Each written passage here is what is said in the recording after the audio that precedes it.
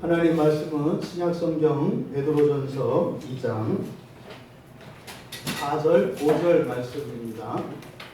신약성경 377쪽에 있습니다.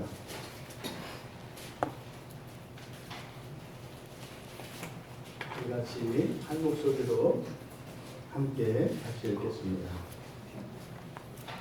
사람에게는 버림바 되었으나 하나님께는 택하심을 입은 고배로운 산돌이신 예수께 나아가 너희도 산돌같이 신령한 집으로 세워지고 예수 그리스도로 말미암아 하나님이 기쁘게 받으실 신령한 제사를 드릴 거룩한 제사장이 될지니라.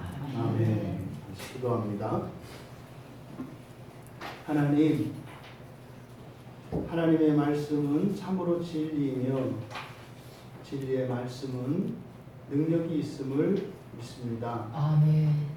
이 시간 하나님의 참된 진리의 능력으로 저희들을 구원하여 주셔서 새롭게 하시고 온전케 하여 주시옵소서.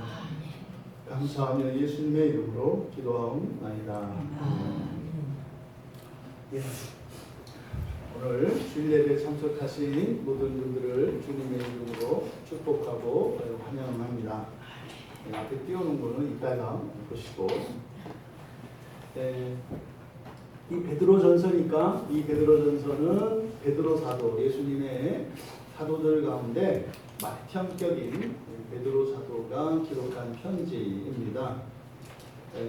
베드로 사도께서 말씀하시기를 예수님께서 우리에게 주신 복음, 그러니까 예수님께서 사도들에게 전하라고 하신 복음, 그 복음은 뭘 전합니까? 구원을 전하는 거예요. 예수 그리스도를 전하는 것이고 하나님 나라의 소식을 전하는 것인데 그것을 보통 우리가 구원이라고 이야기를 합니다. 그래서 베드로 사도께서 예수님께서 우리에게 이 세상에 전하라고 하신 그 구원에 대한 소식, 그 구원이 무엇인지에 대해서 앞에 1장에 보시면 1장 5절에 말세에 나타나기로 예비하신 구원, 이렇게 얘기를 합니다. 말세에 나타나기로 예비하신 구원. 성경에서 구원은 여러 가지 측면이 있어요. 그러니까 병에서 고쳐지는 것도 구원이에요. 그리고 현실적인 어떤 어려움과 문제들에서 이제 그 문제들이 해결되는 것도 구원입니다. 심지어는 이렇게 살면서 어떤 기쁨도 없고 만족도 없고 기대도 없어요. 아무 생각도 없어요. 그랬던 사람들에게 삶의 의욕이 생겨나고 뚜렷한 인생의 목표가 생기고 하는 이런 것들도 넓은 의미에서 다 구원입니다. 그리고 이제 그냥 영원히 이대로 나는 살아도 좋아 하던 사람이 이제 어떤 변화를 추구하며 새로운 삶으로 이렇게 변화를 추구하는 이런 것도 다 구원입니다. 그런데 그러한 구원은 이미 구약에서부터 그리고 심지어는 우리 기독교 신앙 밖에도 그런 구원은 다 얘기를 합니다. 그러잖아요. 돈 버는 법, 성공하는 법, 빨리 승진하는 법, 재산을 빨리 늘리는 법, 이게 다 구원이라고요. 그러니까 온 세상은 다 구원에 대해서 얘기를 합니다. 그러니까 이 성경 안에도 일반 세상에서 이야기하는 그런 구원에 대한 이야기들이 분명히 들어있어요. 있다고요. 그러니까 어떻게 하면 성공할 수 있는지, 어떻게 하면 더 건강해질 수 있는지 다 있어요. 근데 지금 베드로 사도께서 말씀하시려고 하는 것은 그런 모든 구원들과 차별되어지는, 그러니까 이 기독교에서만 예수님께서 전하셨던 그 유일한 그 구원에 대해서 말씀하시려고 하는 거예요. 이 베드로전서에서. 근데 그 구원을 1장에서 뭐라고 얘기했어요? 말세에 나타내기로 예비하신 구원. 그러니까 이 구원은 나타났어요, 안 나타났어요? 안 나타났다고요. 현재의 삶 속에서 일어나는 좋아지고 행복해지고 더 나아지는 이런 현세적인 구원들, 이것들은 사실 아직 나타나지 않은 그 구원이 확실하다는 것을, 그리고 그 구원이 어떠한 것인지, 얼마나 말세가 있는 것인지를 알 수 있도록 하기 위한 수단에 불과합니다. 그러니까 지금 베드로 사도께서 앞으로 아직 나타나지 않았지만 지금까지 나타난 이 세상에서 나타나는 그 모든 것을 합해도 그 발꿈치에도 따라갈 수 없는 그 말세에 나타나기로 하신 그 구원에 대해서 이야기하려고 한다. 9절에 보면 우리말 성경에는 믿음의 결국은 곧 영혼의 구원을 받음이라 이랬어요. 이 영혼의 한데 이 영혼이 아니라 이건 푸시케. 그래서 이거는 생명이에요. 그러니까 생명의 구원이라는 것은 어떤 의미겠습니까? 죽어서 없어지는 생명이 아니라 우리들은 어떤 생명을 가지고 있어요? 죽어 없어지는 썩어지는 그런 생명을 가지고 있어요. 끝이 있는 생명을 가지고 있어요. 그럼 그런 생명이 구원을 받으면 어떻게 되겠어요? 영생을 얻는 거죠. 그러니까 영원한 생명을 얻는 구원이라고 얘기를 하는 거예요. 제가 드리는 이 말씀이 여러분들 심령 안에 깨달아지고 믿음으로 받아들일 수 있기를 바랍니다. 아멘. 지금 베드로 사도께서 오직 예수라고 우리가 이야기하는 오직 예수를 통해서만 얻을 수 있는 이 세상의 그 어떤 것과는 완전히 차별되는 하지만 아직 나타나지 않은 그러나 나타난 그것보다 더욱 확실하고 분명한 그 구원, 그 구원을 위해서 살아가라는 거예요. 아멘.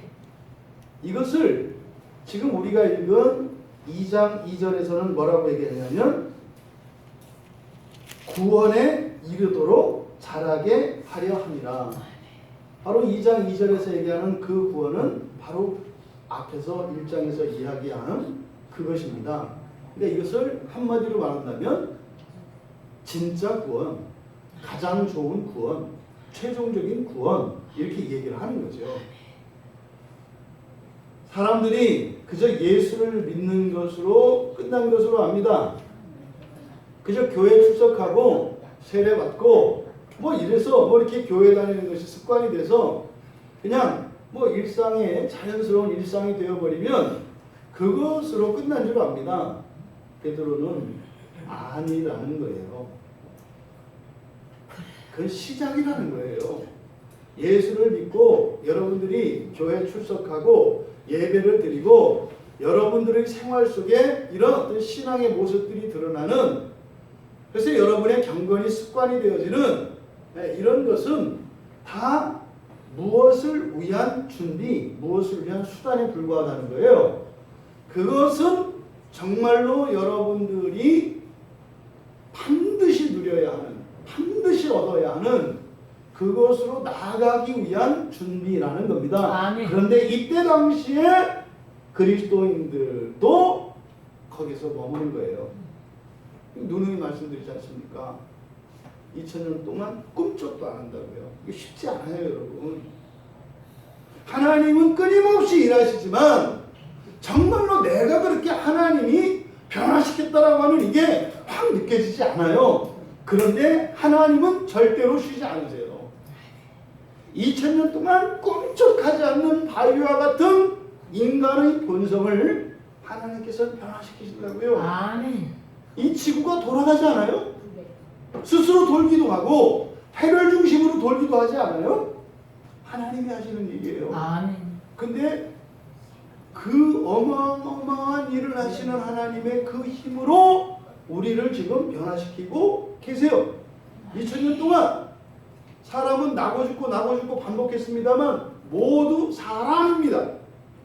그 사람을 하나님께서는 끊임없이 변화시켜가고 있는 것입니다. 아멘. 그런데 사람들이 그걸 몰라요. 그래서 지금 베드로 사도께서 이렇게 말씀을 하시는 거예요. 갓난아기들 같이 순전하고 신령한 젖을 사모하라. 이는 그로 말미암아 너희로 구원에 이르도록 자라게 하려 함이라. 아, 그 구원이죠. 그 구원은 앞에서 말하는 구원이에요. 여러분 이게 무슨 말인지 아시겠죠? 이 구원이 뭘 말하는 겁니까? 첫째 구원이에요. 천년왕국에 참여하는 그 구원을 말하는 거예요. 여러분 정말 그날이 와요. 아멘. 정말로 그날이 와요. 아멘. 그 구원을 위해서 자라가라는 겁니다. 아멘. 3절에서 주의 인자하심을 맛보았으면 그리하라. 이게 무슨 말입니까? 주님께서 여러분을 사랑하신다는 거 한 번이라도 그 맛을 봤다면 그러면 진짜로 주님이 하시는 거 뭐 있지 않겠느냐 이 말이에요. 아멘. 그렇게 이게 그냥 뭐 이게 감이라도 한번 잡았다면 그거 틀림없는 거니까 따라가라는 거예요. 따라가라는 거예요. 그리고 나서 이제 4절과 4절에서부터 이제 어떻게 살아가야 할 것인가 사실은 요 이야기거든요. 그러니까 구원을 받고 이제는 정말 상상도 할 수 없는 그 영광스러운 삶, 이것이 예비하신 구원이거든요. 그렇게 구원받은 것은 그 예비하신 그 영광스러운 구원을 향해서 살아갈 수 있도록 하나님께서 힘을 주시고 아멘. 하나님께서 길을 열어주신 것인데 아멘. 나에게는 그 길이 생겼다.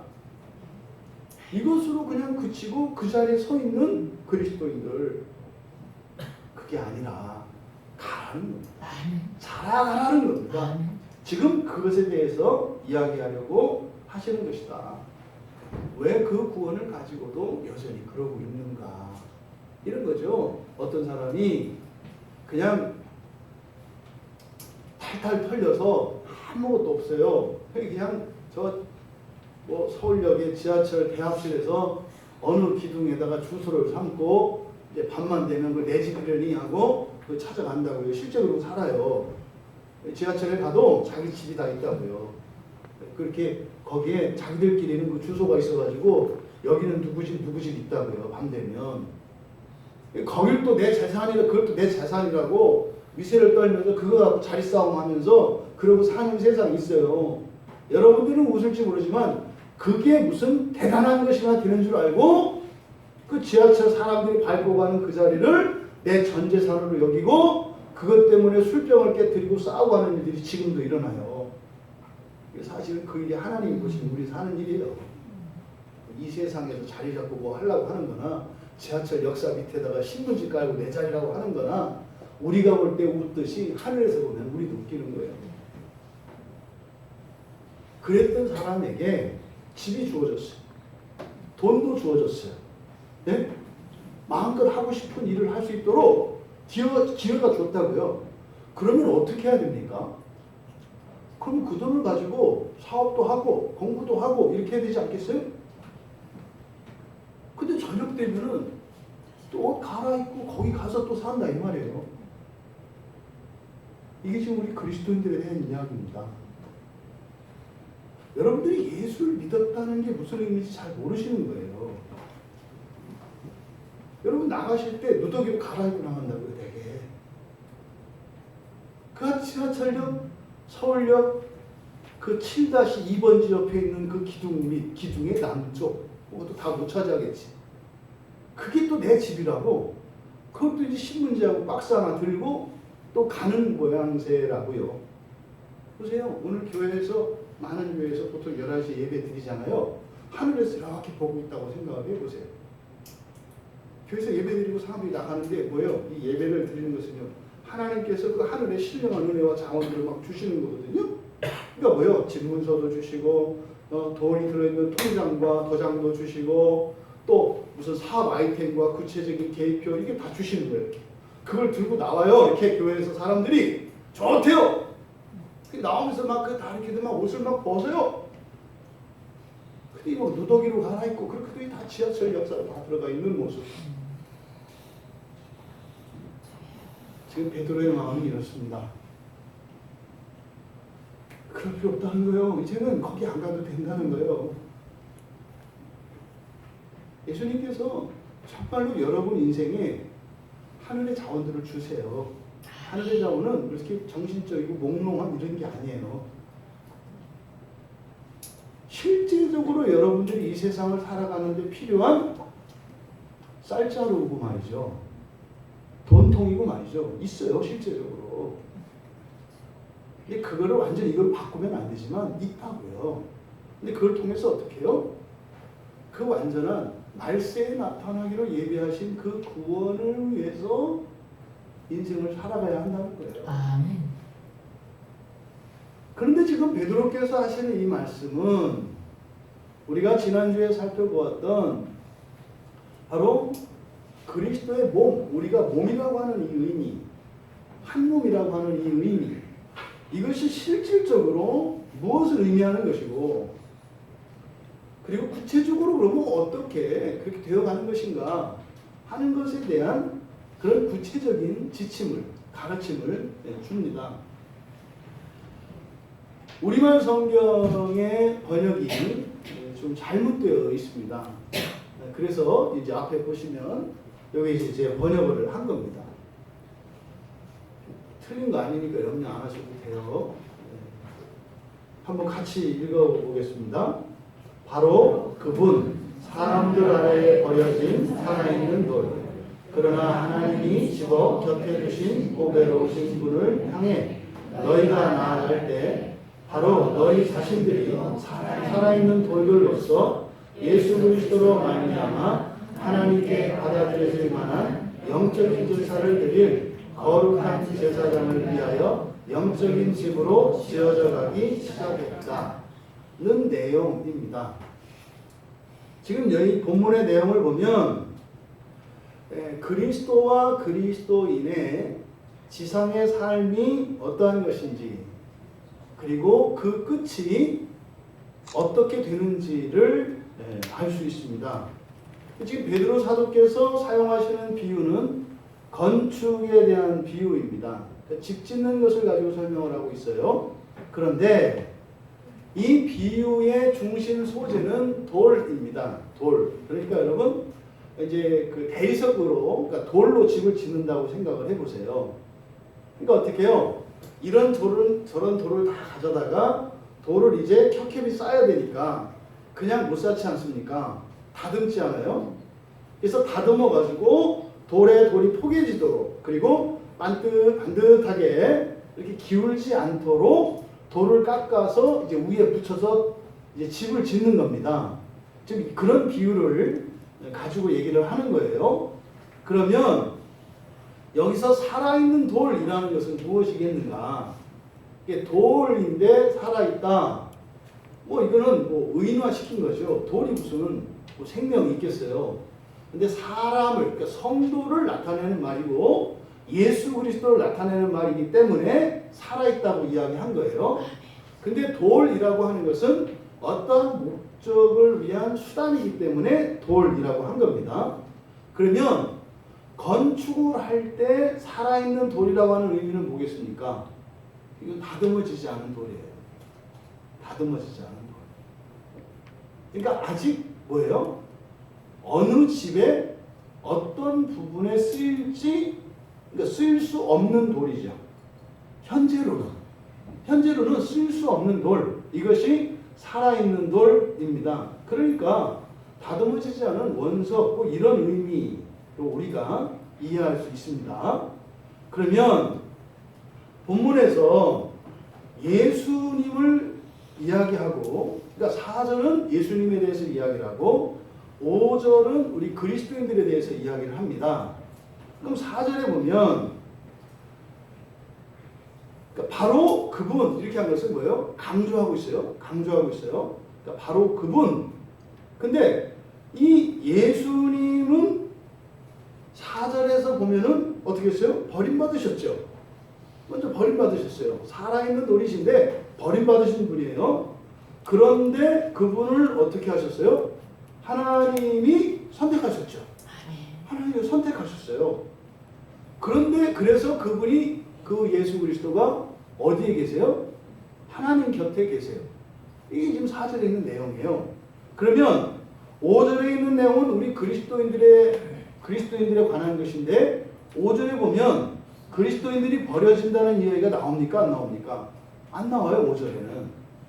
그럼 이걸 통해서 그리스도가 이 세상에서 버려졌다면 지금 5절에 안 나와 있지만 그리스도인들도 버려지겠구나, 이렇게 할 수 있지 않겠어요? 근데 그렇게 버려지는 사건이 일어나면 어떻게 된다는 거예요? 하나님께서 선택하신다는 거예요. 하나님이 집으신다는 거예요. 뭐하면? 버려지면. 그리고 집으셔서 어떻게 하신다는 거예요? 하나님 곁에 두신다는 거예요. 아멘. 그러니까 버림받는 거에 대해서 두려워할 필요 있어요? 없어요? 없어요. 그러니까 신경 끄라는 거예요. 그래서 5절에는 안 나와 있어요. 그러니까 그런 일들은 근데 사실 다 일어나는 거예요. 모두에게 다 일어나요. 그런 일은. 그런데 그런 일이 일어나게 되면은 하나님께서 버려진 그 사람을 찾아오셔서 집어들어서 하늘에 올리셔서 하나님 곁에 두신다고 하는 것을 4절에서 이미 전제를 두고 가는 겁니다. 그리고 나서 이제 5절에서 그리스도인들에 대해 이야기를 합니다. 바로 너희 자신들이 살아있는 돌들로서 예수 그리스도로 말미암아 하나님께 받아들일 만한 영적인 제사를 드린 거룩한 제사장 이렇게 되어 있죠. 제사장 직분으로 하는 게 더 맞겠어요. 제사장 직분을 위하여 영적인 집으로 지어져 가기 시작했다. 지금 우리말 성경에는 그렇게 되어 있어요. 그냥 신령한 집으로 세워지고 거룩한 제사장이 될지니라 이렇게 되어 있어요. 그러니까 거룩한 제사장이 될지니라 라고 번역한 것은 이 뒤에 내려가면 이제 2장 9절에서 너희들은 왕족 제사장이라는 얘기가 나오기 때문에 이걸 이렇게 번역한 거예요. 근데 지금 이 5절의 문장이 번역하기가 되게 어렵게 되어 있습니다. 이게 이제 하여튼 어렵게 되어 있어요. 하지만 끝에 거룩한 제사장이 될지니라 이거는 이제 잘못 번역한 거예요. 원문에 어떻게 되어 있냐면 이게 투부정사로 되어 있어요. 그래서 거룩한 제사를 드릴 수 있는 그러니까 제사를 드릴 수 있는 제사장을 위하여 이렇게 되어 있습니다. 투부정사로 되어 있어요. 그러니까 그렇게 되기 위하여 그러니까 그 제사장을 위한 거룩한 집 이렇게 되어 있어요. 그러니까 제사장 직분을 위한 거룩한 집. 그러니까 무슨 말이냐면 거룩한 제사장, 완전한 제사장이 하나님께 제사를 드리려면 뭐가 필요해요? 성전이 있어야 한다고요. 성전이 있어야 제사장은 제사를 드릴 수가 있다고요. 그러니까 지금 여기서 말하는 것은 뭐예요? 완벽한 성전을 얘기하는 거예요. 완벽한 성전. 그러니까 완전한 제사를 드릴 수 있는 완전한 성전에 대해서 얘기하는 거예요. 그러니까 너희들은 뭐가 되어가라? 완전한 성전이 되어가라. 이렇게 얘기를 하는 겁니다. 그래서 지금 우리말 번역에는 이렇게 제사장이 되고 신령한 집도 되는 거로 번역이 되어 있지만 이것은 잘못되어 있다. 그 완벽한 제사장이 제사를 드리기 위해서 필요한 성전으로 지어져 가는 얘기를 하는 거예요. 지금 여기에서는. 그 다음에 이제 제사장은 뒤에서 나오는 거예요. 뒤에서. 지금은 성전이 되는 이야기고 이제 뒤에 밑에 내려가서는 그렇게 완벽한 성전에서 완벽한 제사를 드리는 제사장이라고 얘기를 하는 거예요. 뒤에 내려가면. 그러니까 여기서 지금 성전에 관한 것이다. 그럼 여기에 나타난 그리스도인은 예수 그리스도를 살아있는 돌 그랬죠. 단수예요. 살아있는 돌. 근데 5절에서는 어떻게 되어 있어요? 살아있는 돌들입니다. 아멘. 독립적이에요. 그리스도는 살아있는 돌이십니다. 근데 그 돌이신 예수는 어디 있어요? 하늘에 계세요. 지금 성도들이 이 땅을 살아가요. 그러니까 여러분 한 분 한 분을 어떻게 해요? 살아있는 돌들이라고 얘기하는 거예요. 그러니까 그리스도인은 살아있는 돌들로 살아갑니다. 무슨 말이에요? 공동체를 이루어 살아간다 이 말이에요. 혼자 살아가는 게 아니라 같이 살아간다 이 말이에요. 이 살아있다는 의미는 뭐라 그랬습니까? 무한한 변화의 가능성이라고 했어요. 무한한 변화의 가능성을 가진 살아있는 돌들이 함께 공동체로 살아갑니다. 그런데 이 살아있는 돌들이 함께 하면서 어떻게 되는 거예요? 이것이 우리말 성경에는 신령한 집, 이게 신령한은 그냥 영적인, 이렇게 하시면 돼요. 영적인 집으로, 영적인 집이 되어가요. 그러니까 살아있는 돌들인 성도들이 함께 공동체를 이루어서 살면 그 사는 순간부터 이 돌들이 함께 모여서 영적인 집으로 변해 간다는 거예요. 그리고 세 번째로 그러면 그 영적인 집은 뭐예요? 하나님이 기뻐 받으실 만한 온전한 제사를 드릴 수 있는 집이라는 거예요. 그러니까 그것을 우리가 완전한 성전이라고 할 수 있는 거죠. 근데 거기에 단서를 답니다. 그렇게 이렇게 하나님이 기뻐 받으실 수 있는 그 제사, 그 제사는 어떻게 드려진다? 예수 그리스도로 말미암아. 이때 예수 그리스도로 말미암다는 것은 예수 그리스도의 제물의 역할을 말하는 거예요. 제사가 완전하려면 어떻게 돼요? 완전한 성전에 완전한 제물이 완전한 제사장에 의해서 드려질 때 이 제사가 하나님이 기뻐 받으시는 제사가 돼요. 그러니까 지금 5절에서 우리들이 그 성전을 준비하는데 그 성전은 완전한 제사를 위한 것이고 우리가 또 이렇게 완전한 성전이 되고 완전한 제사장이 되어서 제사를 드린다고 해서 우리가 그걸 한다고 생각하지는 말하는 거예요. 예수 그리스도께서 우리의 제물이 되어주지 않으시면 그 제사는 불가능한 겁니다. 그 얘기를 하는 거예요. 그러면 우리는 서로가 서로를 위합니다. 그러니까 그리스도는 온전한 제물이 되셔서 백성들을 위해요. 그렇죠? 하나님의 백성들이 하나님께 온전히 제사 드릴 수 있도록 제물이 되어주세요. 완전한 제물이 되세요. 이게 그리스도로 말미암아라는 말이에요. 또 그러면 먼저 그리스도께서 대제사장이 되어주셔서 하나님을 또 위하시죠. 그러니까 그리스도는 제물로서 백성들을 위하고 사람을 위하고 제사장으로서 하나님을 위합니다. 이게 그리스도의 삶이세요. 그럼 그리스도인은 뭐라는 거예요? 그리스도인은 그리스도께 나아감으로 성전이 되고 그래서 하나님을 위하게 돼요. 성전은 하나님의 집 아닙니까? 그런데 성전이 되는 것은 우리가 하는 게 아니에요. 그냥 되어지는 거예요. 우리가 하는 일은 그리스도께 나가는 거예요. 우리가 살아있는 돌들로서 그리스도께 나아가면 살아있는 돌들인 우리들을 가지고 거룩한 하나님의 성전을 짓는 것은 하나님의 일이에요. 그러니까 우리들이 하는 것은 그리스도께로 나아가는 겁니다. 그러면 하나님은 뭐 하세요? 이 말은 하나님은 택하시죠. 하나님은 택하심으로 그리스도를 위하고 성도들을 위하세요. 근데 언제 택하세요? 버림받았을 때, 버려졌을 때, 여러분들이 실패했을 때, 여러분들이 배신당했을 때, 여러분들이 낙심할 때, 그때 하나님께서는 여러분을 잡으세요. 이게 하나님이 우리를 도우시는 방식이에요. 우리가 무엇을 할 때는 하나님은 그냥 내버려 두세요. 하지만 모든 힘을 잃어버렸을 때 그때 하나님이 우리를 집으시고 우리를 도우세요. 그러니까 그런데 나는 그렇게 어려운데도 하나님이 돕지 않으시던데요. 내가 그렇게 힘들 때 하나님은 나를 이렇게 선택하셔서 하지 않으시던데요. 왜 그럴까요?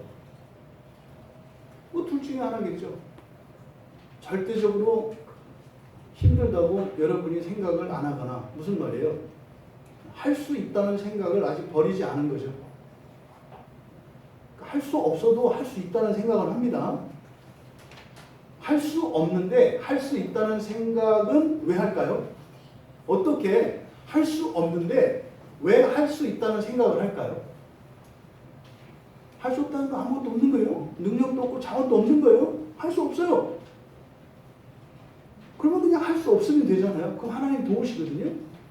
근데 할 수 없는데 할 수 없다는 생각을 할 수 있게 되는 이유가 뭘까요? 네? 어떻게 이게 가능할까요? 완전히 할 수 없는 상황인데 할 수 있다는 생각을 버리지 못하게 하는 이유가 뭘까요? 원망입니다. 원망을 하면 할 수 없는 상황인데도 할 수 없다는 생각을 하지 않아요. 왜요? 나는 할 수 있는데 무엇 때문에 못하고 있는 거다라고 생각을 해요. 그러니까 어떻게 돼요? 할 수 없어요, 지금. 그런데 할 수 없다는 것을 인정하지 않아요. 인정하면 어떻게 돼요? 하나님이 오셔서 도우세요. 근데 인정하지 않으면 어떻게 돼요? 누군가를 원망하게 되어 있습니다. 자신의 과거를 원망하거나 자신의 주변에 있는 어떤 사람을 원망하거나 또는 어떠한 사건을 원망하거나 그러면 그 원망하는 것이 사실 나에게 아무런 유익이 안 되거든요. 어떻게 해요? 내 영혼을만 갉아먹는다고요. 이 안에서 악과 저주만 나온다고요. 원망하고 살아가는 사람들은 그렇거든요. 근데 사실은 이런 원망의 정체가 뭡니까? 죄예요. 죄는 뭡니까? 마귀예요. 여러분, 이게 교묘한 마귀의 전략입니다. 무슨 전략? 그 고통에서 빠져나오지 못하게 하는 거예요. 어려운 환경에 처해 있으면 그 사람은 반드시 어려운 환경에서 벗어나기를 원해요. 그렇지 않아요? 누구든지. 그러면 하나님이 어려운 환경 속에 있는 사람은 반드시 도우신다고요. 그런데 못 나와요. 근데 그 못 나오는 이유가 뭐라는 거예요? 마귀의 꾀임에 넘어가서 자기가 그 자리에 있기를 아주 작정을 한다 이 말이에요. 그때 사용되는 대표적인 방식이 뭐다? 원망이에요. 여러분 안에 여러분의 과거와 현재의 누군가 또는 어떤 사건에 대해서 원망을 가지고 있다면 여러분들은 귀신에게 잡혀 있는 거예요. 잊지 마세요. 아무리 여러분 속에서 이렇게 정당화하는 생각이 나와요. 아, 난 안 해요. 진짜로.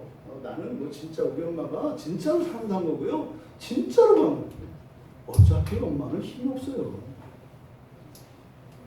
도울 수 있는 것은 하나님밖에 없거든요. 근데 이런 원망, 이것은 여러분들의 불행이 그치는 것을 원하지 않는 마귀가 하는 짓이에요. 여러분, 하나님이 도우시는 방식은 우리가 버림받았을 때 모든 소망을 잃고 나의 능력의 한계를 부딪혀서 좌절하고 주저앉아 있을 때 그때 오셔서 독수리같이 여러분들을 낚아채셔서 하늘로 데리고 비상하신다고요. 왜 이렇게 안 가세요, 여러분들? 왜 그냥 그 자리에 그렇게 있으려고 하세요? 하나님은 그렇게 절대적인 절망 속에 있을 때 오셔서 우리를 도우십니다. 그러니까 그리스도가 도우시고 하나님이 도우시고 사실은 우리가 하는 일은 뭐예요? 그냥 그리스도 앞으로 나아가는 거예요. 어떻게? 돌들로서 공동체로서 함께 나아갈 때 우리의 모든 것을 하나님이 받으실 만한 온전한 제사로 만들어 주시고 또 그 가운데 우리가 때로는 버림을 받을지라도 하나님께서 오셔서 우리에게 다시 살아갈 힘과 용기를 주시고 믿음을 주시는 거죠. 여러분, 그러면 이 그리스도인은 세상에서 버림받는다고요. 예수께서 4절에서 버림받으신 것, 이것은 우리의 모범으로서 하신 일입니다. 우리의 모범으로서 사신 거예요. 그러니까 예수님이 세상으로부터 버려졌다. 사람에게 버려진 예수예요. 근데 여기서 버려지다라고 하는 이 단어가 아포라는 말과 도키마조라고 하는 말이 합쳐진 거거든요. 그러니까 도키마조라는 말은 검사한다, 시험한다 이런 뜻이에요. 그러니까 검사해서 버린 거, 이게 뭐예요? 불량품이라는 뜻이죠. 그러니까 여기서 버림받는다, 예수님이 버려졌다라고 하는 의미는 사람들이 이렇게 예수를 갖고 이렇게 재보니까 뭐예요? 쓸데가 있다 없다? 없다. 그래서 버렸다는 뜻이에요.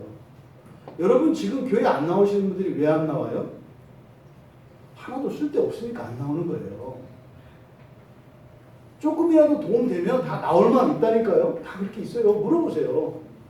교회가 여러분들 예수를 믿으면 정말 여러분에게 도움이 되고 뭐 이 세상에 무엇보다 큰 유익이 된다면 나오겠어요? 안 나오겠어요? 아니, 그럼 나가지. 그래, 내 없잖아. 그러시려고요. 여러분들은 차이가 뭐예요? 여기서 이제 정신이 번쩍 드셔야 되는 거예요. 나도 그 생각하고 있는데 여기 있네. 그게 뭐야? 하나님 은혜지. 그것도 없이 여기 앉아 있으면 하나님의 은혜예요. 원래는 뭐 하는 거예요? 그 유익이 있다는 것을 알고 나오는 사람들이에요. 그리고요, 그게 그냥 마음으로만 믿는 게 아니라 실제 삶 속에서 그 유익을 누리는 사람들이에요. 아멘. 그러니까 예수님한테 신세 많이 지는 사람들이라니까요. 교회 있는 사람들은. 네, 맞다고 하시잖아. 그런 거예요. 세상 사람들이 버렸다는 거예요, 예수를. 그냥 버린 게 아니에요. 왜 버렸다고요? 쓸데없어서. 쓸데없어서 버렸다는 거예요. 쓸데없어서. 이렇게 사람들에게도 이렇게 내가 버려도 아깝지 않을 존재가 누구라는 거예요? 예수라는 거예요. 그러니까 여러분이 교회 다닌다고 어디 가서 막 자랑하고 이럴 게 아니에요. 그게 창피한 얘기예요. 사람들이 보기에는. 저 창피한지도 모르고 저 교회 다닌다는 얘기를 저렇게 하고 다니네. 뒤에서 이렇게 하는 거예요. 난 돈 준다고 해도 안 갈 텐데 돈도 안 줘, 돈 내면서 다닌다며. 그것도 자랑하냐? 하여튼 저 이상해. 이렇게 하는 거예요, 세상 사람들은. 그러니까 예수님이 쓸데없어서 쓸모없어서 내다 버린 거다. 뭐요? 쓰레기 봉지에 담아서 버릴 게 예수라는 거예요. 이게 지금 버려졌다는 의미입니다. 근데 버려졌는데 뭐라고 되어 있냐면 우리말 성경에는 사람들에게는 버림바가 되었으나 좀 고상하잖아요. 이게 에게는 이라고 번역된 이게 아래에 이런 뜻이에요. 아래. 사람들 아래에. 번역할 때 그렇죠? 사람들 아래에 버려진. 그러니까 뭐예요? 여러분 집 바깥에 땅바닥에 버려진 쓰레기 봉투에 담긴 폐기물 이런 얘기예요. 그러니까 예수님을 버렸는데 어떻게 해요? 사람들 발 밑에 버렸다 이 말이에요. 밟고 다닐 존재예요. 누가 이렇게 다시 집어갈, 그러니까 쓸 수 있는데 버려진 재활용 쓰레기가 아니에요. 가까이 하기도 싫은, 그럴 가치도 없는 그런 예수라는 겁니다. 여기서 버려졌다는 의미가 그런 의미입니다. 그런데 성경은 뭐라 그래요? 그걸 부인하지 않아요. 야, 예수는 진짜 사실은 가치가 있는데 이렇게 부인하지 않아요. 인정, 그래요. 그래, 인정. 예수가 뭐 하나님이다 이런 얘기 할 필요 없어요. 여기서는 철저하게 예수님의 인성을 나타내는 것이기 때문에 네, 그래, 쓸모없지, 버려도 돼, 상관없어. 그 뒤에 반전이 일어나잖아요. 사람이 버렸어요. 근데 예수님이 어떻게 하신다는 거예요? 우리 집 앞에 오셔가지고 쓰레기 봉지를 뒤진다는 거예요. 쓰레기 봉지를 열어. 손을 넣으시고 쓰레기 봉지를 막 휘쳐. 그리고 그 중에 하나 산돌, 돌멩이라는 게 돌멩이 하나 같은 돌멩이 하나를 쓰레기 봉지 속에다가 손을 막 넣고 장갑 안 끼고 손을 넣어서 쓰레기 봉지를 다 뒤져서 거기서 하나 이렇게 꺼냈다는 거야. 그런데 어떻게 돼요? 그 돌을 하나님이 집었어요? 곁에 두셨다. 여러분, 이때 여러분들은 하나님을 생각하실 때 하나님이 어떤 분이신가를 생각하셔야 돼요.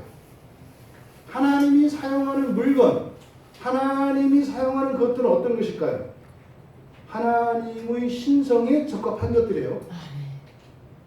격에 맞는다 이 말이에요. 아시죠? 격에 맞는다고.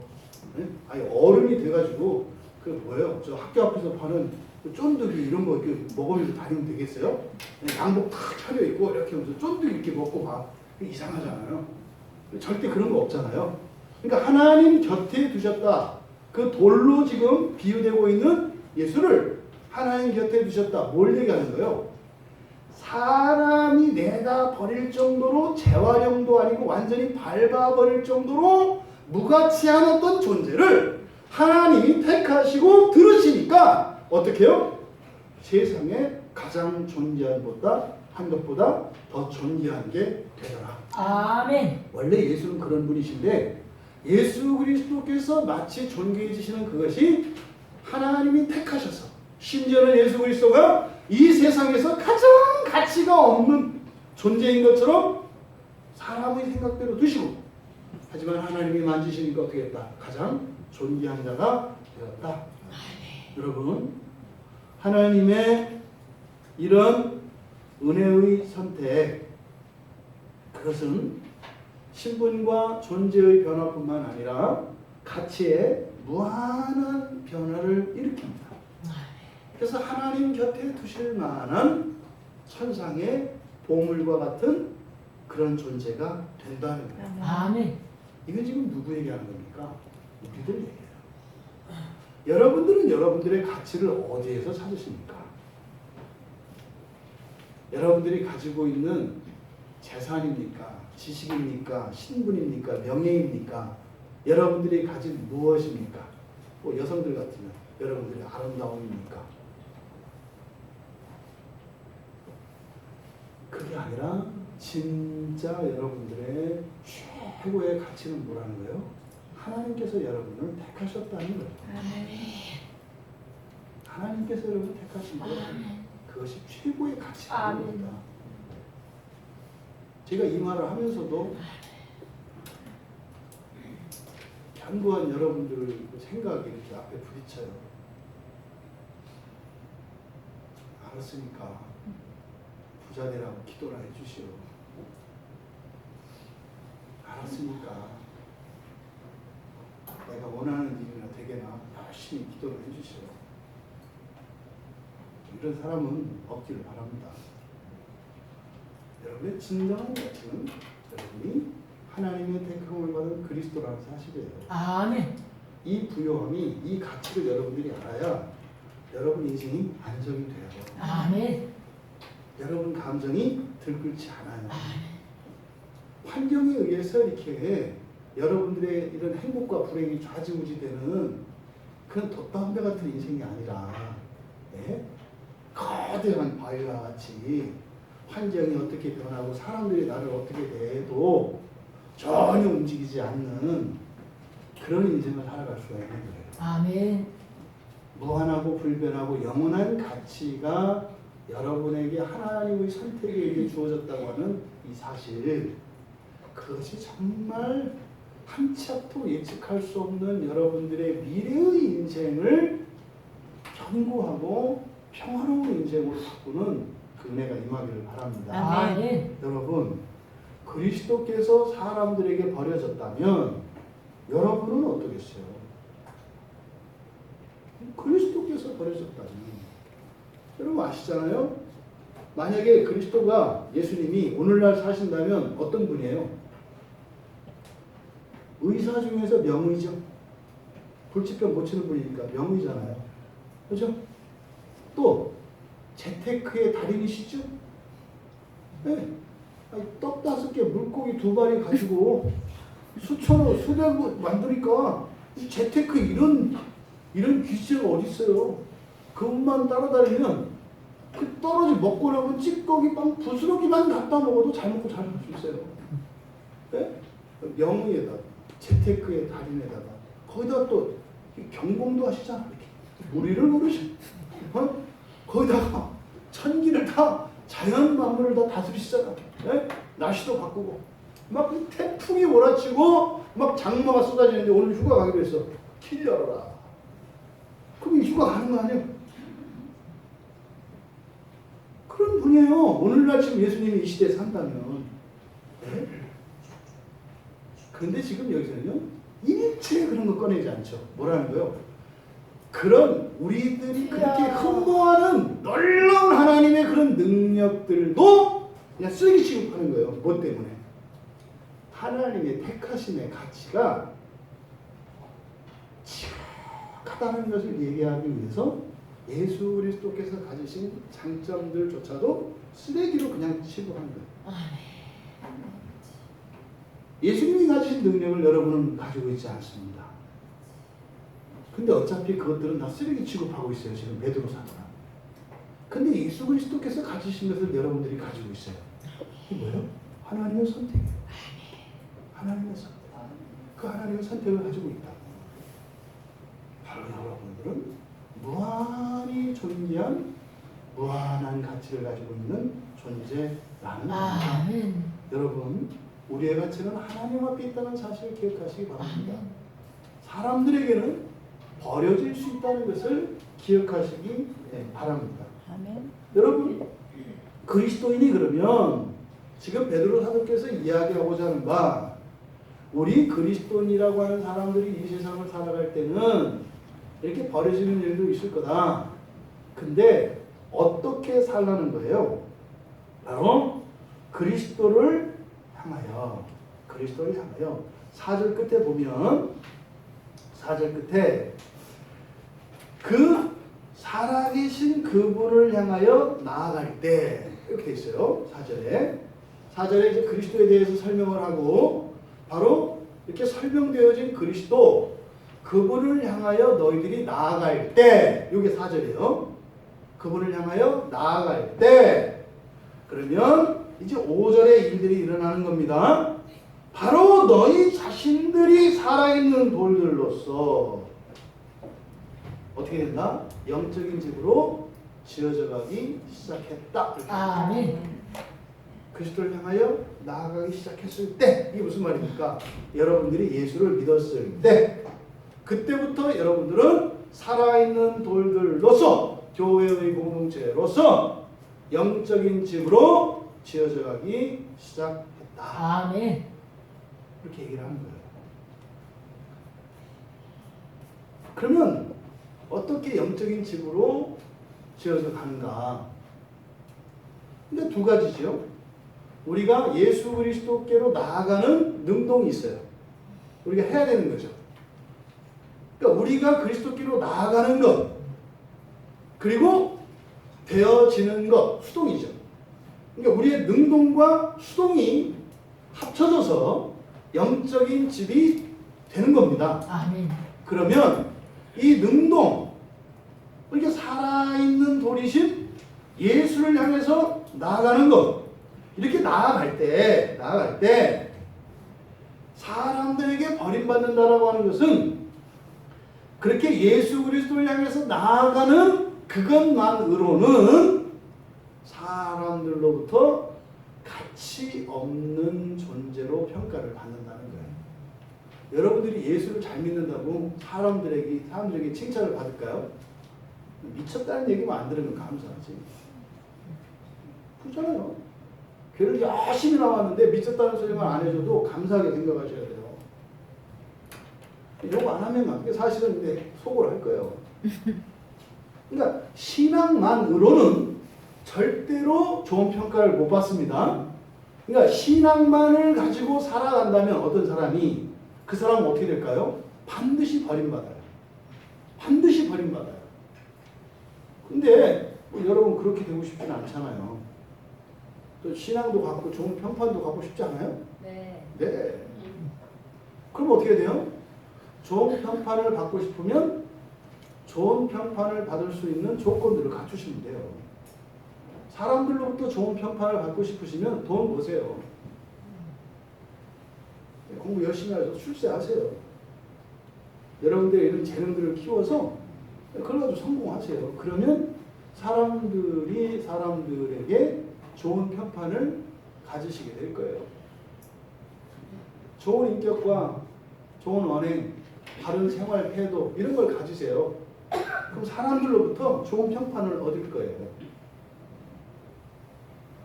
그리스도께 나아가면서 왜 그게 없냐고 얘기하지 말라는 거예요. 그리스도께 나아가는 것은 그것과 상관이 없어요. 가끔 그런 사람이 있어요. 나는 기도했더니 부자가 됐다. 거짓말이에요. 밤새 딴 데 가서 일했어요. 일도 하고 기도한 거예요. 일한 얘기는 안 하고 기도한 얘기만 하는 거지. 저는 뭐 주일에 빠지지 않고 꼬박꼬박 나가서 고등학교 3학년인데도 제가 주일학교 교사를 하고 그냥 교과서만 보고 하나님께 기도했더니 저는 수석을 했어요. 걔 계속 공부한 거예요. 이게 섞지 마세요.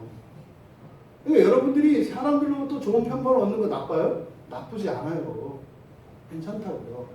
자기가 할 일을 안 하고 그걸 엉뚱한 데 와가지고 그걸 이렇게 하면 안 되죠. 이 둘을 분리하셔야 돼요. 일단은. 그러니까 어떻게 해요? 공부하기 싫어서 교회 나오고 집안 살림하기 싫어서 교회 일하고 그러면 안 된다 이 말이에요. 같이 해야지. 그거 아니면 그냥 욕먹으면서 신앙생활만 해도 돼요. 둘 다 바라지 말라. 이걸 잊지 마세요. 그러니까 세상에서 여러분들이 행복하고 싶고 잘 살고 싶으면 일하시고 열심히 하시고 성실하게 하시고 신용 쌓으시고 하세요. 그럼 돼요. 전 예수 안 믿을 때도 되던데요. 하니까. 열심히 일하니까 돈 뭐 더 벌리고 되더라고요. 사람은 다 알아요. 그렇게 하면 되는 거. 자꾸 교회에서 뭐 아니라고 뭐 기도해야 된다고. 기도하는 너는 왜 이렇게 가난하고 기도 안 하는 나는 왜 잘 사냐? 이런 게 말도 안 되는 얘기가 나오는 거예요. 또 그런 얘기 들으면 또 내가 잘못했다고 인정하는 게 아니라 그러게? 뭘 또 그러게야. 그런데 말입니다, 여러분. 이걸 아셔야 돼요. 여러분이 세상 사람들이 좋아하는 거, 존경하는 그런 것들을 다 얻었다고 칩시다. 그럼 좋은 평판을 얻었겠죠. 근데 최소한 신앙을 갖고 있잖아요, 우리는. 근데 아시죠? 이 세상에 있는 것은 한계가 있다는 거. 여러분들이 어떤 분야에서 최고의 전문가가 된다 하더라도 그 사람이 누릴 수 있는 영광과 명예는 제한되어 있습니다. 여러분들이 돈을 아무리 벌어도 돈을 가지고 할 수 있는 게 제한되어 있습니다. 왜? 여러분들은 몸을 가지고 있고 여러분들은 하루 24시간 갖고 살기 때문에 24시간 이외에 더 많은 시간을 돈으로 쓸 수 있는 사람은 없어요. 여러분들이 자지 않고 쉬지 않고 돈을 계속 쓴다고 해도 24시간밖에 못 써요, 하루에. 쉬지 않고 돈을 써도 쓸 수 있는 한계가 있다고요. 그러니까요, 그 이상의 돈은 있어봐야 소용이 없어요. 그런 거예요. 그런 거예요. 그러니까요, 다 끝이 있어요, 그런 거는. 우리 특히 중고등학생들 잊지 마요. 여러분들 지금 뭐 열심히 공부해서 좋은 대학 가서 좋은 데 취직하고 싶고 뭐 이렇게 하고 싶고 그거 아무것도 아니에요. 나중에 대부분 알아. 기껏해야 좀 만났을 때 좀 나은 거 이런 거예요. 근데 그 끝이 있어요. 끝이. 그러니까 없을 때는 그게 목표가 되어서 채우기 위해서 갑니다만 나중에 채우고 나면 그게 아무것도 아닌 게 된다니까요. 근데 여러분 신앙은 무한히 자라나요. 아멘. 어디까지? 말세에 나타내기로 예비하신 그 구원에 이르기까지 신앙은 계속 자라가요. 아멘. 그러면 어떤 사람이든지 신앙을 가진 사람은 이렇게 세상적으로도 열심히 능력을 갖추면서 살아가서 세상에 좋은 평판을 얻어요.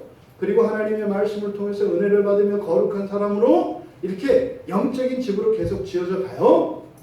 어느 순간에 분리가 일어납니다.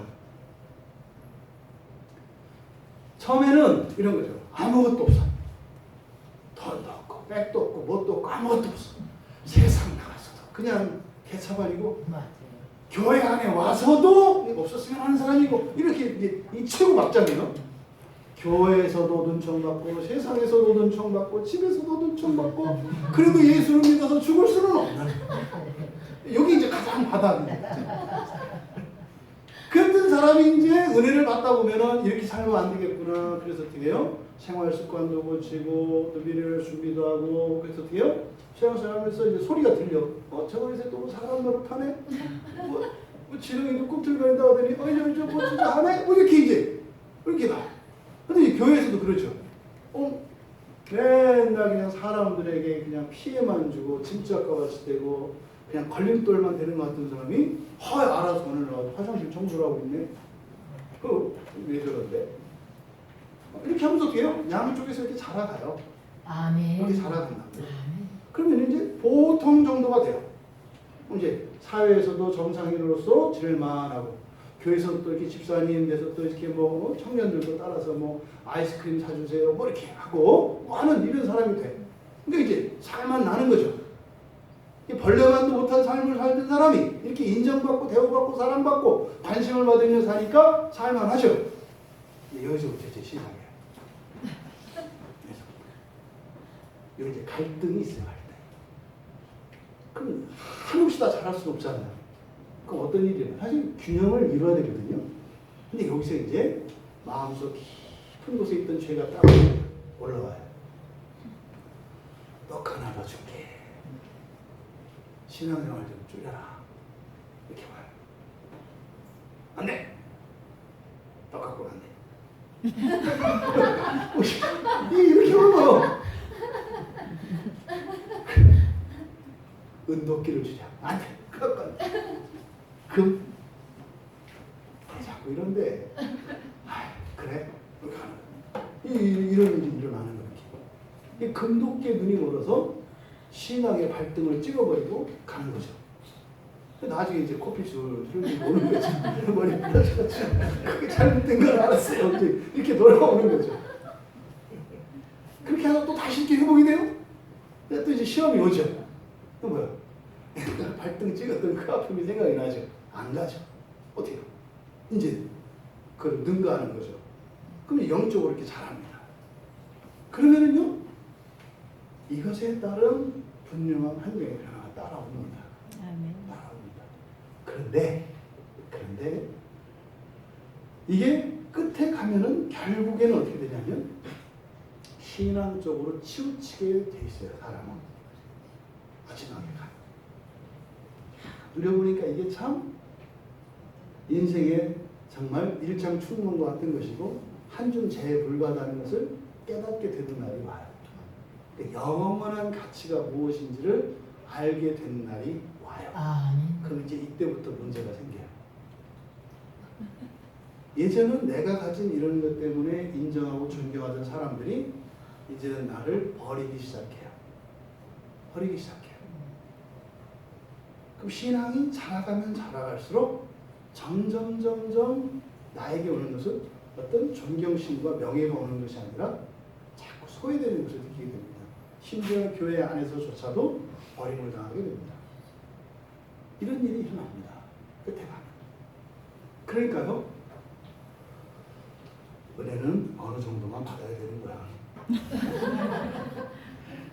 너무 받으면 곤란해. 내가 겪어 집사님 그러다가 이 다음에 다친다. 내가 거기 갔다가 내 날개에 꺾여서 내가 떨어졌잖아. 그냥 여기서 치면 그걸 마치 그게 진리처럼 그만큼 힘든 일이에요. 여러분들이 전적으로 예수 그리스도만 사랑하고 예수 그리스도를 추구한다면 목사인 저도 여러분을 버리는 것처럼 느껴질 수가 있어요. 그런 일이 있거든. 영광스럽다 생각하시고 떠나지 좀 마세요. 아멘. 내가 목사님의 한계를 넘었구나. 이렇게 하시면 돼요.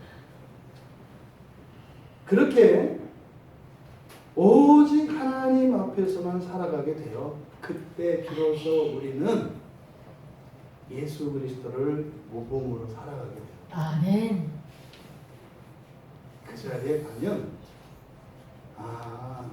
진짜로 예수님 사신 대로 살아야 되겠구나라는 것을 알게 돼요. 그러니까요, 전적으로 우리가 예수님만 따라 산다는 것은 굉장히 수준이 높은 삶이에요. 그러니까 어떻게 해요? 적당히 따르죠. 아예 안 따르다가 적당히 따르게 되는 것까지도 사실은 굉장히 오랜 기간과 정말 하나님의 큰 은혜가 있어야 되는 일이죠. 하지만 이제 마지막에 가면 지금 베드로 사도가 강조하는 진짜 구원, 우리가 얘기하는 첫째 부활, 그거를 향해 살아가게 되면 그리스도처럼 버림받는 그런 상황이 펼쳐져요. 근데 예수님은 자살하셨나요? 끝까지 사셨잖아요. 그렇죠? 그러니까요. 그 길을 간 건 예수밖에 없어요. 그러니까 예수님만 따라가는 거예요. 그럼 예수님이 그 길을 가셨던 그 길은 뭡니까? 우리가 예수님의 삶을 여러분들이 웬만큼 알잖아요. 일체의 명예, 편안함, 존귀, 영광 이런 거는 아예 거절을 하세요. 이유가 있는 거예요. 그렇게 하셨을 때는. 여러분들한테 그렇게 하라는 게 아니에요. 그렇게 하셨을 때는 어떤 이유가 있는 거예요. 그러니까 모든 것을 예수님이 다 버리셨어요. 그리고 예수님이 사신 삶을 보면 그냥 다 내어주시는 삶이에요. 다 내어주시는 삶이에요. 근데 다 내어주셨는데 감사와 명예가 돌아오는 게 아니에요. 다 내어주셨는데 오히려 그것을 통해서 의심받고 오해받고 누명받아요. 이게 예수님이 사신 삶이에요. 근데 그때 어떻게 하셨어요? 거기서 바꾸지 않으셨어요. 한결같이 그 삶을 기뻐하셨어요. 그렇게 하는 이들을 기뻐하신 게 아니라, 아픔을 즐기신 게 아니라 그 삶을 기뻐하셨어요. 그리고 그런 이들조차 사랑하며 가셨어요. 왜 그랬다는 거예요?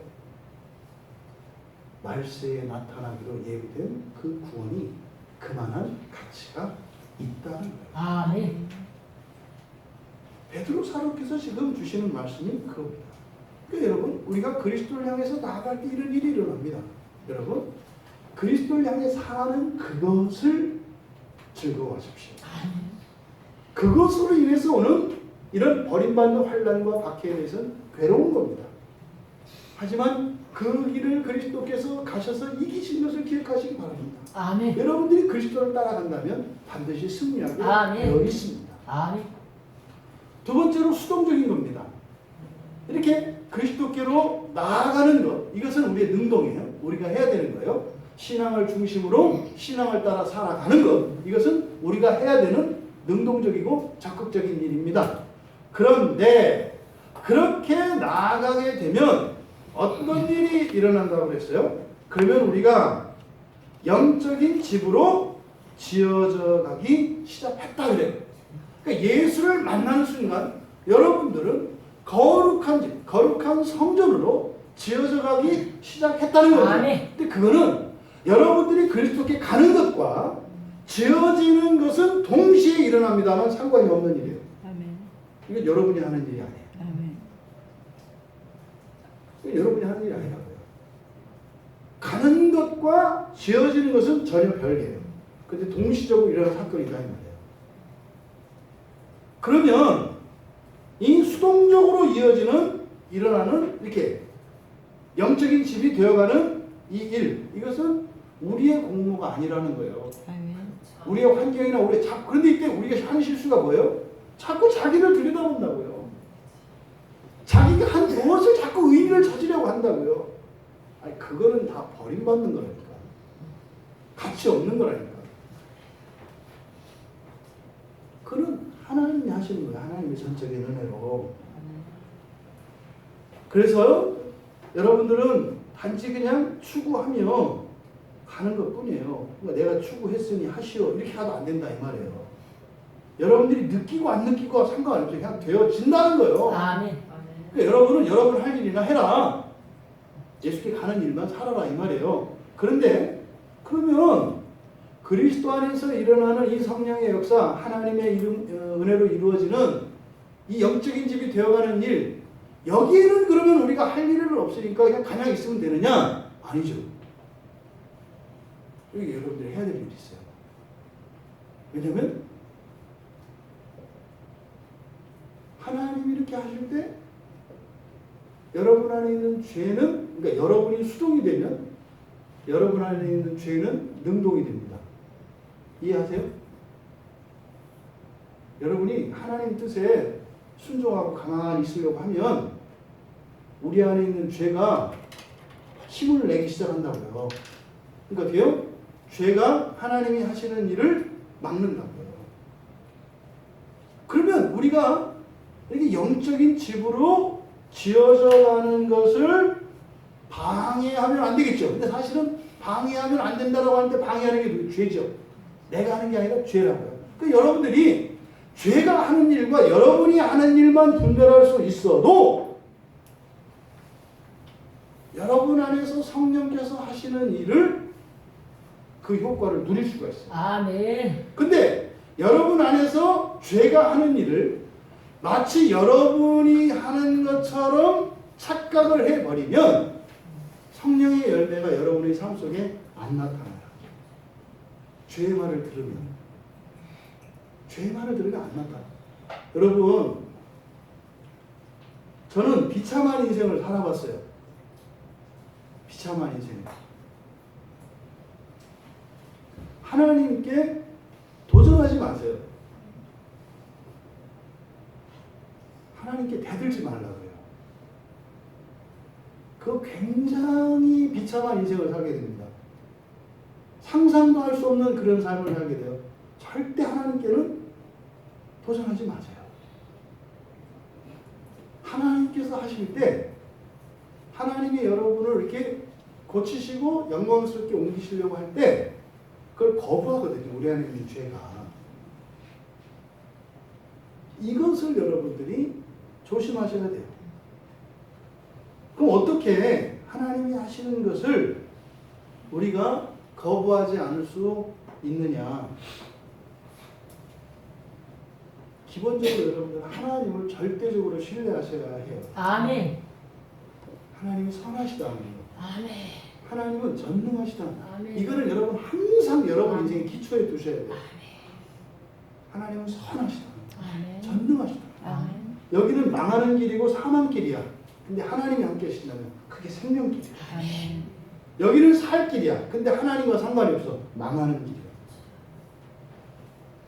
하나님은 선하시고 전능하시다고 하는 이 대전제를 여러분들이 잊으시면 안 돼요. 그때 이걸 방해하는 게 뭐냐면 의심이에요. 의심이 어떻게 옵니까? 말도 되도 않는 이런저런 생각으로 막 와요. 생각으로. 바로 이 생각이 하나님이 우리를 영적인 집으로 지어가시는 그 일에 저항하는 죄의 시작입니다.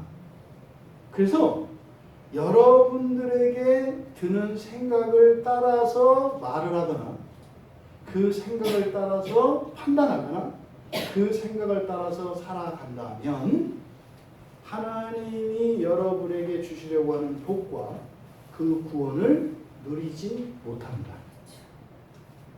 두 번째로는 환경입니다. 이런 생각과 환경을 통해서 하나님이 하시는 일을 우리가 이렇게 감지할 수 있습니다. 그러니 하나님께서 구원하시는 그 완전한 구원을 향하여 우리를 인도하시는 하나님이 하시는 그 일에 방해하지 않는 거 뭐겠습니까? 여러분 생각 속에 드는 거룩한 생각들이 있어요. 착한 생각, 하나님이 기뻐하실 만한 생각, 이런 생각들이 떠오를 때가 있다고요. 이거를 놓치지 마세요. 아멘. 그게 하나님이 하시는 거거든요. 그 생각들을 놓치지 마세요. 또 미래에 대한 이런 거룩한 꿈과 비전들을 이렇게 생각나게 하세요. 그거 붙잡으세요. 아멘. 그때 여러분 마음속에 죄가 그걸 쳐버린다고요. 의심하게 하고 쳐버린다고요. 그 생각들 여러분 붙잡으세요. 붙잡는 방법은 기록해 놓으셔야 돼요. 지나가 버려요. 망각을 이용해서 하나님이 하실 일들을 망각하게 한다고요. 길을 잃어버려요. 그래서 그런 것들은 반드시 여러분 메모하는 습관을 가지셔야 돼요. 이렇게 하나님이 기뻐하시는 생각과 비전과 꿈과 계획들을 주시거든. 그를 메모를 해놓으세요. 그리고 여러분 상황으로 하나님께서 여러분을 영적인 집으로 지어가는 그 일이 상황으로 옵니다. 이런 거예요. 내가 돈이 하나도 없었어요. 근데 갑자기 오늘 아침에 5만 원이 생겼어요. 갑자기. 이거는 뭐 예상이 없던 돈이에요. 그 들고 좋다. 5만 원 생겨서 좋다. 이러고 딱 나가는데 어떤 어려운 사람이 있는 거예요. 이게 알아채야 되는 거예요.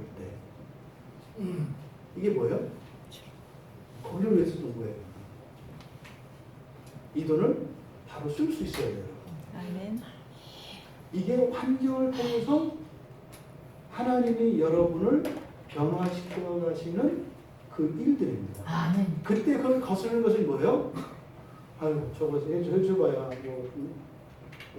다시 만날 사람도 아니고, 오랜만에 소고기 한번 먹으려고 그랬는데, 소고기 먹을까 줄까, 소고기 먹을까 줄까, 소고기 먹을까 줄까, 이러다가 빨리 가기를 바라는 거야. 소고기 먹을까 줄까, 갔네? 이렇게 하면 안 돼요. 여러분, 환경에 민감하셔야 돼요. 아멘. 지금 환경의 변화에 일상에서 달라진 어떤 일들 있잖아요. 그런 일이 생기거든 찾으세요. 주변에서. 찾으세요. 그렇게 해서 여러분에게 들어온 어떤 이런 복과 이런 것들을 살리는 일에 쓰시라고. 아멘. 그렇게 쓴다니까 별로 안 좋아하시는 것 같은데 한때는 보니 결핍이 생길 수도 있어요. 갑자기 어려움이 생길 수도 있어요. 그때요 우연찮게 어떤 도움들이나 이런 게 제한이 올 수 있어요. 나 지금까지 도움 안 받고 살았는데 집사님 마음만 받을게요. 제가 익숙치가 않아. 그리고 내가 빚지고 사는 걸 내가 싫어하거든. 이러지 말라는 거예요. 그 사람의 도움을 받으라는 게 아니라 그 도움을 받을 때 일어나는 마음의 변화와 존재의 변화가 일어나요. 아멘. 그래서 이런 생각과 환경에서 하나님께서 우리를 빚어가시는 이것을 여러분들이 감각하시길 바랍니다. 그리고 그것을 잊어버리게 하고 그리고 그 환경에서 그 환경을 활용하지 못하게 하는 이런 생각들을 버리십시오. 이것이 바로 우리가 예수를 만난 이후로 우리를 끊임없이 새롭게 거룩한 전으로 지어가시는 그 하나님의 일들, 거기에는 우리에게 유익이 있어요. 이렇게 하는 이유가 뭐라고요? 바로 하나님께 받아들여질 만한 영적인 제사, 완전한 제사라는 거예요. 근데 그 제사를 드릴 거룩한 제사장 직분을 위하여 여러분 먼저 우리가 성전이 돼야 합니다. 아멘. 성전이 돼야 합니다. 아멘. 여러분에게 성전이 있어야 여러분들이 제사장으로서 제사를 드릴 수가 아멘. 있습니다. 아멘. 이제 뒤에 거룩한 제사장에 대한 이야기가 뒤에서 나오는 거예요. 여러분, 우리가 그리스도의 몸입니다. 한 몸입니다. 이것이 의미하는 바는 뭐라고요? 바로 하나님께 온전히 예배할 수 있는 교회가 되어가는 것입니다. 아멘. 우리가 함께 말이죠. 아멘. 그랬을 때 하나님께서 우리를 바꿔가시는 일들이 일어납니다. 아멘. 근데 직접적으로 해야 되는 일이 뭐라고 했어요? 그리스도께로 나아가는 것이다. 그리스도를 향하여 살아가는 것이다. 빌립보서 2장 13절에 그렇게 돼 있어요. 너희 안에서 행하시는 이는 하나님이시니 자기의 기쁘신 뜻을 위하여 너희에게 소원을 두고 행하게 하시나니. 아멘. 그 소원을 따라 사시는 여러분들 되시기 바랍니다. 아멘. 그 작은 소원의 씨앗들이 소망으로 나타난다는 거 있지 않습니까? 아멘. 그래서 정말 여러분들이 그 영원한 그 하나님 나라에서의 주님과 함께 다스리는 세상 사람들이 보기에는 무슨 꿈잡는 얘기 같은 그것이 실제인 것을 믿으며 말세에 나타나기로 예비되어진 그 생명의 구원, 그것을 모두 다 누릴 수 있는 영광된 여러분들 다 되시기를 주님의 이름으로 축원합니다. 아멘. 우리 찬양 준비해 주시고